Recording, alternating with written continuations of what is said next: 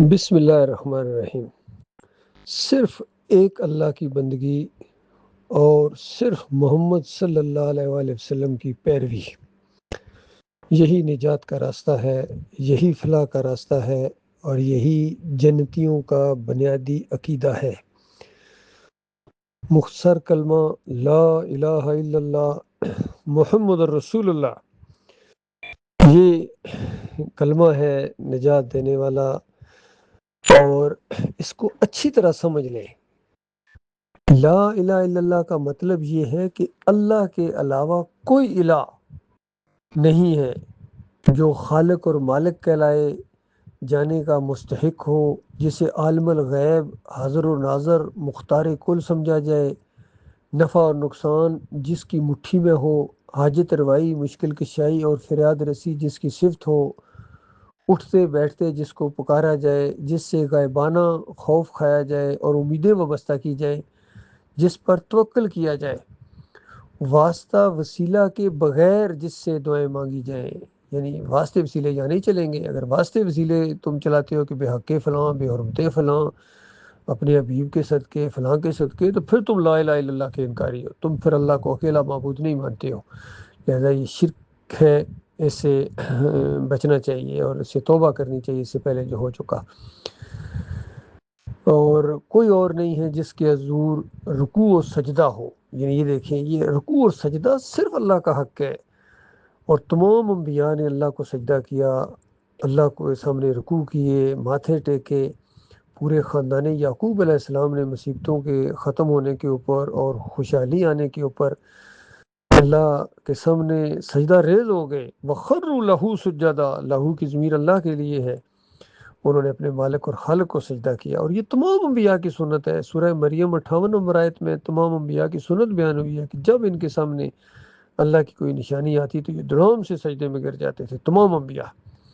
تو لہٰذا اللہ کے علاوہ کسی اور کے نام کی نظر و نیاز نہیں ہونی چاہیے۔ قانون سازی صرف اللہ کا حق ہے۔ یہ جمہوریت کے مشرکانہ نظام نہیں چلیں گے، اور سب ہم اللہ کے بندے ہیں اور محتاج ہیں۔ تمام انبیاء بھی اللہ کے بندے تھے، محتاج تھے، سب کو اللہ ہی نے نوازا ہے، اور بڑے بڑے اللہ کے نافرمان بھی آئے ہیں، سب کو اللہ ہی دیتا رہا ہے، لیکن کچھ لوگوں نے نمک حرامی کی انتہا کر دی۔ انہوں نے اللہ کو معبود ماننے کی بجائے اوروں کو وہاں جا کے ماتھے ٹیکے۔ کسی نے مورتی کو اپنا معبود بنایا، کسی نے مزار کو، کسی نے گنبد کو، کسی نے پیر صاحب کو، کسی نے امیر صاحب کو، سب کسی نہ کسی کو اپنا معبود، کسی نے اپنے نفس کو اپنا معبود بنایا ہوا ہے۔ لہٰذا یہ ساری چیزیں کلمے کا انکار ہے۔ تو کلمہ اگر پڑھتے ہو تو پھر ان سب چیزوں کا انکار کرنا پڑے گا۔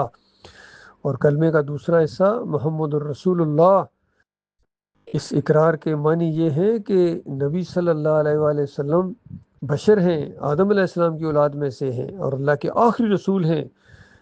ان کے قول و عمل کے سامنے کسی کا قول و عمل ہرگز قابل قبول نہ ہوگا۔ یعنی جب نبی علیہ السلام کی بات آ جائے پھر کسی اور کی بات نہیں مانی جائے گی۔ پھر اپنے عالم اور اپنے پیر صاحب یا اپنے چودھری صاحب یا راجہ صاحب، مہاراجہ صاحب، کسی سیاسی لیڈر یا عسکری لیڈر، آرمی چیف، کسی کی بھی بات پھر نہیں مانی جائے گی اللہ کے رسول صلی اللہ علیہ وآلہ وسلم کے مقابلے میں۔ جب نبی علیہ السلام نے کہہ دیا قبروں کو کچا رکھو تو پھر کچا رکھو۔ جب نبی علیہ السلام نے فرما دیا گنبد نہ بنے پھر نہ بنے۔ جب نبی علیہ السلام نے فرما دیا تعویذ گنڈا شرک ہے تو پھر شرک ہے۔ اور اشرف علی تھانوی کو کوئی حق نہیں پہنچتا تھا کہ تعویذوں کی کتاب لکھے، اور یہ شاہ ولی اللہ اور یہ سارے تعویذوں کے اندر رہے ہیں۔ نبی علیہ السلام فرمائے شرک ہے، اور یہ شرک کی کتابیں لکھیں، تو یہ نہیں چلے گا۔ اسی طرح نبی علیہ السلام نے فرمایا مؤذن اس کو رکھو جو اجرت نہ لے۔ تو جتنے یہ تنخواہ دار یہ مولوی ہیں، چاہے عربی ہوں یا اجمی ہوں، یہ سارے نمک حرام اور حرام خور ثابت ہو گئے۔ نبی علیہ السلام نے جب منع کر دیا پھر کون ہے، کس کے اندر جرت ہے کہ اس کو جائز قرار دے؟ پھر نبی علیہ السلام نے فرمایا کہ یعنی ٹکڑوں میں مت بٹو، فرقوں میں مت بٹو۔ یہ ساری چیزیں موجود ہیں۔ امامت کی اجرت لینا یہ دین بیچنا ہے۔ تو اللہ کے بندو، یہ ساری چیزیں جو ہیں یہ نبی علیہ السلام کے قول اور عمل سے جو چیز ثابت ہو جائے، یہ کسی اور کی پھر بات ہرگز نہیں چلے گی، نہیں مانی جائے گی۔